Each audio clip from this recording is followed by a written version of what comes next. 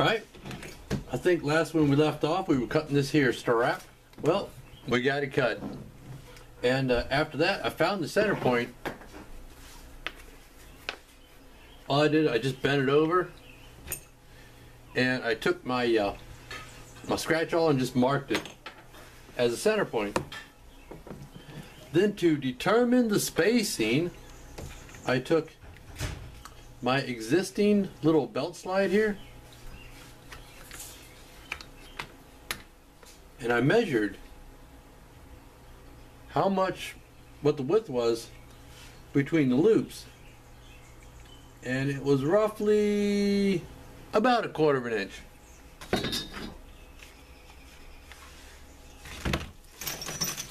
So after that I took 6 brasses starting at my center point and I just lined them up, eyeballing about 1/4 of an inch in between. Well, it wants to roll now, but you get the idea. And from that, I figured out where my starting point was. Now the strap itself, I took my 4-prong punch and I punched a stitch line across it, laid it on here, marked one of the stitch holes with my scratch awl. Then I took my square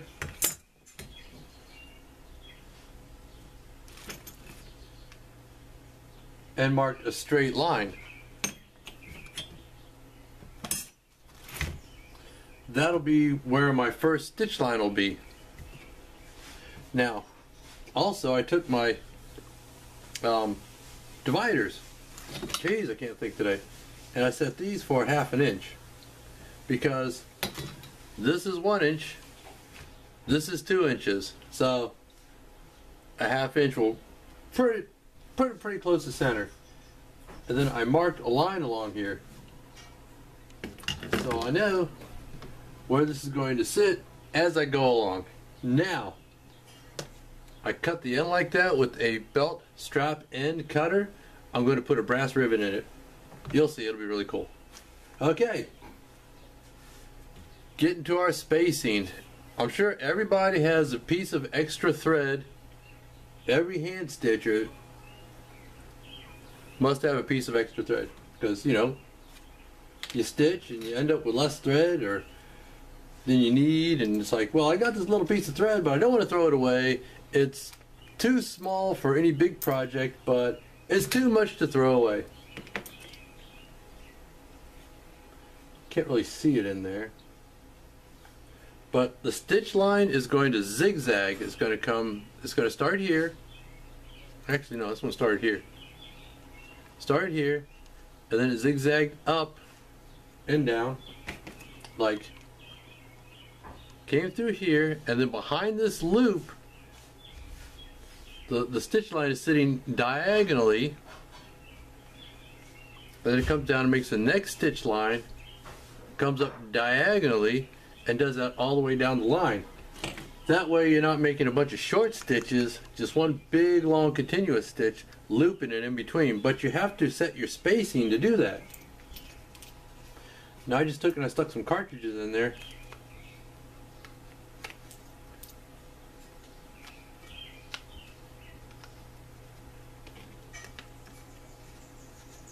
And that's the way it's going to work. So anyway, we're going to take our thread here and just do a temporary stitch. So what I'm going to do, I'm not worried about it looking pretty or anything. So I would take that and just pass it through here. Back out. Into the end of the strap.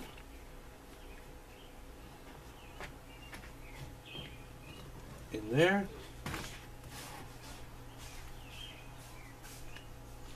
Now this is my way of doing bullet loops. I've tried making patterns and writing it out on little bits of paper. But you know, I personally found that it's easiest to do if I make it up as I go along.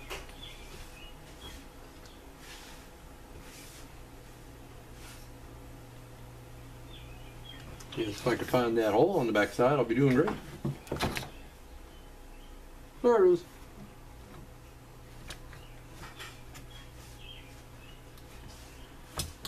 I'm really pleased with how this leather came out after I dyed it. I like the fact that this one's darker because I think that'll look cool. And then once you get to the end, I went ahead and I backstitched it.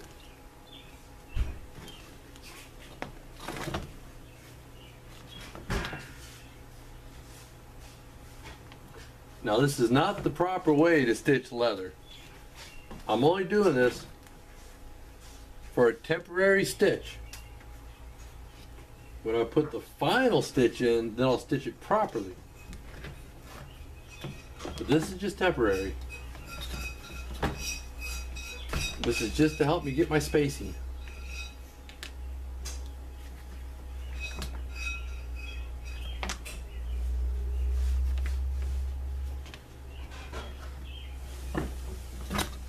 I hope this video doesn't end up too long. Yeah. If y'all want to watch it, stick with it. If not, no well.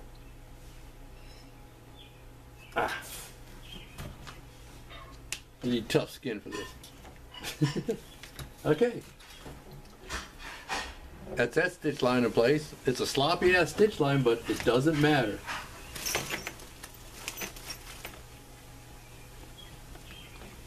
I'll take my first cartridge.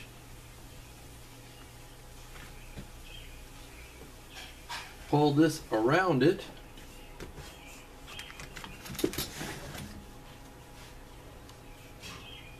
Keeping it snug.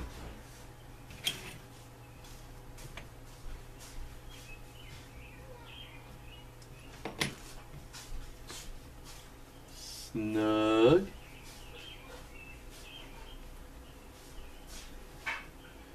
Oh, this is going to be so nice.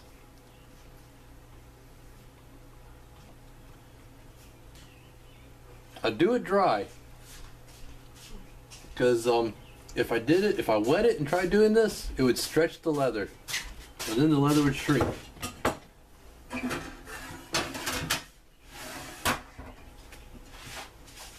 Heck, I'll use this one. And you just want to mark it.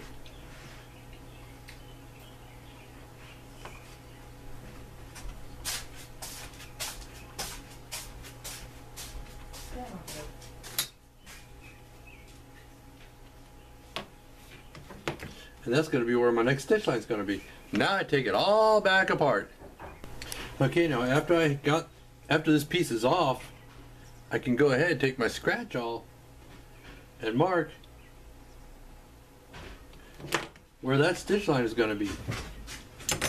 Now after that, what I'll do is I'll set my dividers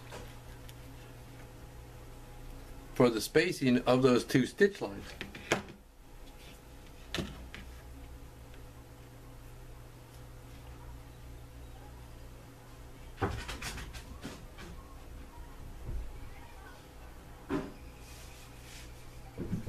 And then I can just walk it along for however many stitch lines I want. Because once I establish that spacing, I can use that same spacing all the way down. 1, 2, 3. Oh boy, I don't know if I got enough strap here.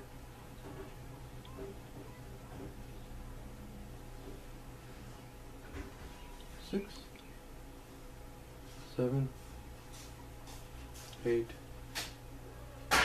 9, 10, 11. Oh yeah, look at there. 1, 2, 3, 4, 5, 6, 7, 8, 9, 10, 11, and 12. Now, I mark this out 3/4 of an inch.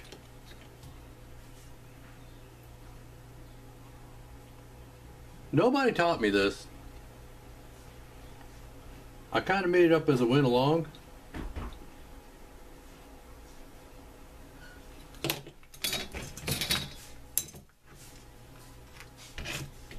And that's the way I do a lot of stuff.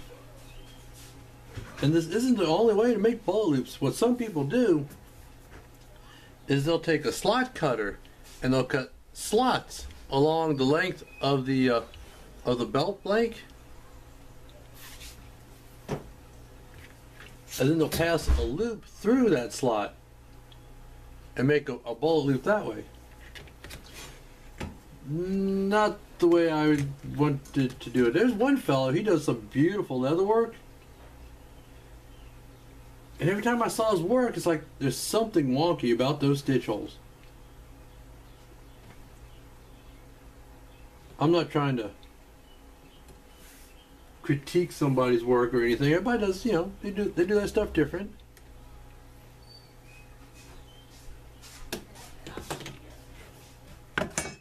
Everybody has their own way. And then I found out recently what it was that I noticed about his stitch holes. He drills them. And anybody that's watched my videos for any length of time knows how I feel about drilled stitch holes. I really don't like them. I think a drilled stitch hole just looks awful. You make something beautiful and you don't take the time to stitch it properly? Really? What I'm doing now is I'm finding the center point on this end of the strap, and I'll show you why in just a second. That's got it right. Ah, geez, look what I did.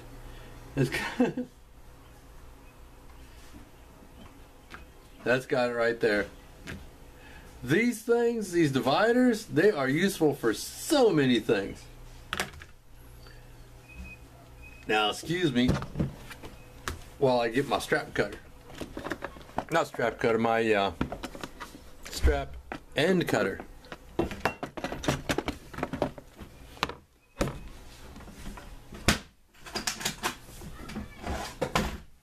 After I find my center point, I'll mark it. Put this away. No, I'm going to need it. I'll leave it out.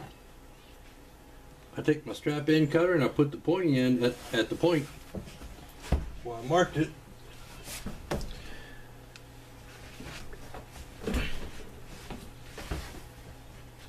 My wife kind of has this place cluttered a bit. But that's what wives do, isn't it?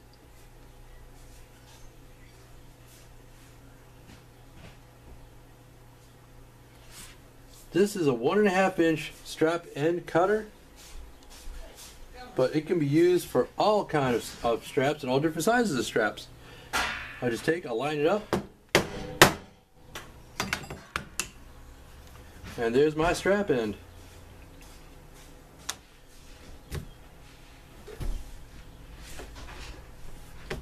Now, I'm going to go along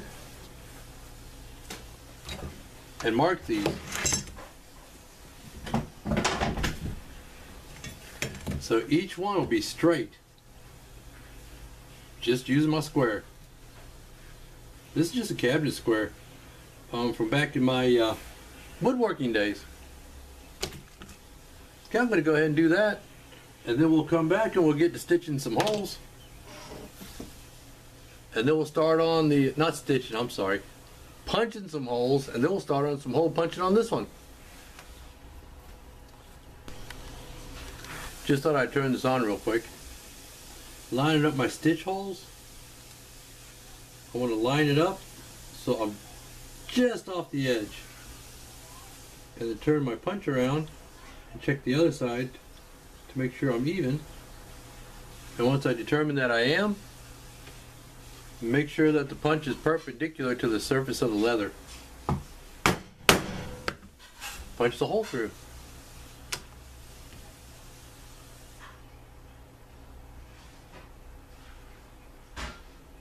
And I want to make sure that this is straight.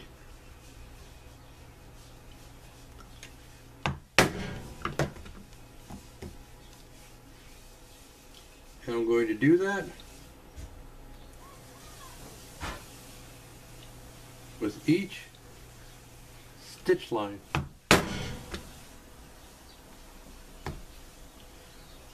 Now the reason I brought up drilled holes is the fellow that drills his holes does it with the loop method, because I can imagine trying to do all this with a drill press. That would be, to say the least, a pain in the rump. Or even trying to drill them all by hand.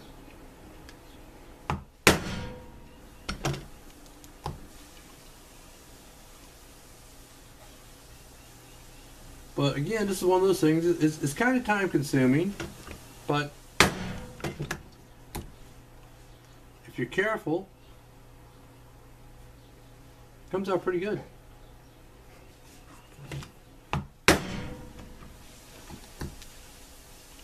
Now I kind of got the idea of where I'm setting the punch, so I don't have to keep checking. But I'm going to finish this up, and we'll be right back. Okay, we go in, and we do our temporary stitch again. Take our desired cartridge size, stick it in there, and then mash it up against it. Then we take our scratch awl and put it through any of the stitch holes that are now in this strap. Because the idea here is we're going to start laying out where the corresponding stitch holes are going to go. Now let me show you something. Okay.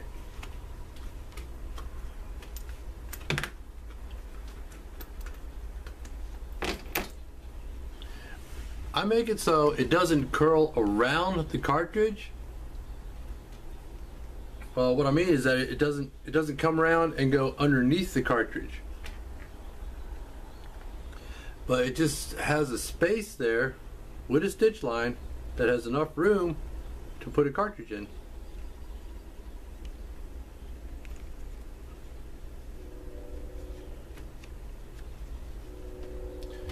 And they space apart like that.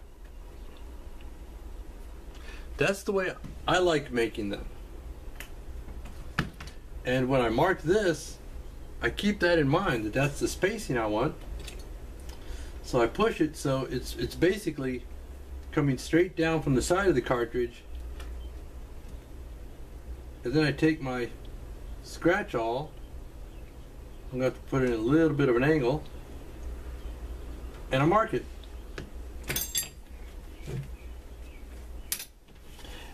And then I take my temporary stitch back out. I'm going to go ahead and do that, and I'll be right back. Okay, I've got those. Let's see if I can get that on camera here. I've got those stitch lines punched. Now what I need to do is connect them together with the diagonal line. So I just take my straight edge. Oh, you can see what I'm talking about with this first one here. I went ahead and punched that. See if you can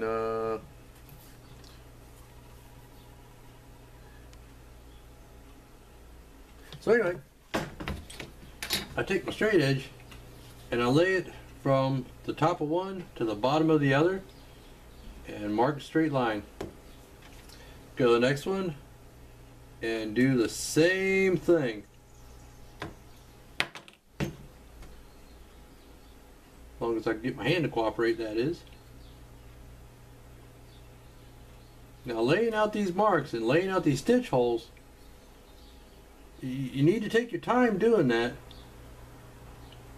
because that will affect the final product, and you want it to look good. Well, I want it to look good. I can't speak for everyone out there, but I'm assuming that if you're going to get into this kind of a hobby,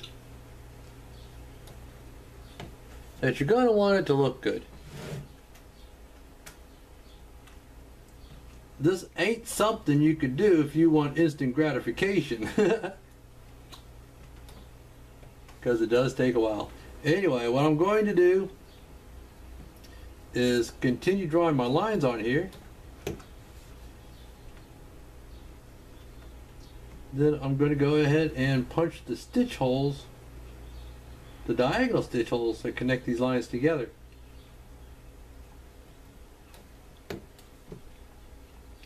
And we'll be back. I'm thinking maybe you got the idea of what I'm getting at here. When I'm stitching this, I'll stitch down this first one, fold this back, run my stitch line down here, put this back like this, loop it up, and then stitch that, fold it back, run my stitch line down there, and then up there, make another loop there, and just continue doing that all the way down the line until I get to the end. Now when I get to the end, I'm going to go ahead, pop a hole through here, put a brass pop a hole through here, put a brass rivet in it, and that'll be done. Now the rivet doesn't really serve a purpose. It's kind of decorative. I just thought it'd look cool. I didn't put it on mine because I didn't think of doing it at the time. Otherwise I would have. Anyway, the next step is to do all the edge work and all the finish work before we put these two pieces together. Because once they're put together, I won't be able to get up in there to do the finish work. Now I can just do this one section, do the finish work in this, stitch this up, and then do the finish work on the whole rest of it. But I figure I'll just go ahead and do a finish on the whole thing, stitch that up, cut it to length, finish the edges on the ends, and then we'll get to work on the billets. See you then. I'm not going to show all the finishing work on this. That's going to be done on a future video. I'm going to put a finish on either the holster or the knife sheath or something. So we'll see you next time.